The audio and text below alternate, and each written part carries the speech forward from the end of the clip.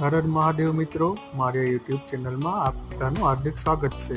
આજે આપણે લોકો આવી ગયા છે એક નહીં, બે નહીં, પણ એક સાથે 4 સાપ લઈને। હા મિત્રો, આજે ગામમાંથી એક કોલ આવ્યો હતો કે ઘરની અંદર કોઈ એક સાપ જોવા મળ્યો છે। તો હું ત્યાં ગયો અને જોયું તો એક સાથે એક નહીં, બે નહીં, પણ 4 સાપ હતા। જે સાપ હતા સ્ટ્રીપ્ડ કિલબેક, જેને અમે લોકો અહીંયા દેશી ભાષામાં રેલિયા નામથી ઓળખીએ છીએ। મિત્રો, આ જે સાપ છે તે તદ્દન બિનઝેરી સાપ છે, માટે જે આપણને બાઇટ કરશે તો પણ કંઈ પણ પ્રકારનું નુકસાન થશે નહીં।